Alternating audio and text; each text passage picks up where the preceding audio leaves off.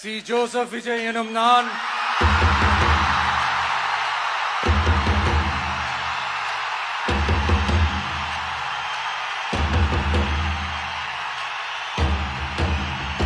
சட்டப்படி அமைக்கப்பெற்ற இந்திய அரசியல் அமைப்பின்பால் உண்மையான நம்பிக்கையும் மாறா பற்றும் கொண்டிருப்பேன் என்றும்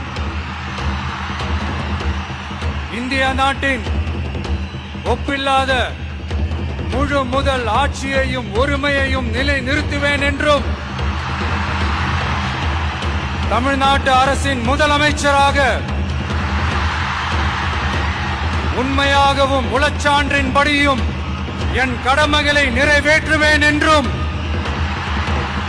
அரசியல் அமைப்பிற்கும் சட்டத்திற்கும் இணங்க அச்சமும் ஒருதலை சார்பும் இன்றி விருப்பு வெறுப்பை விலக்கி பலதரப்பட்ட மக்கள் அனைவருக்கும் நேர்மையானதை செய்வேன் என்றும் ஆண்டவன் மீது ஆணையிட்டு உறுதிமொழிகிறேன்.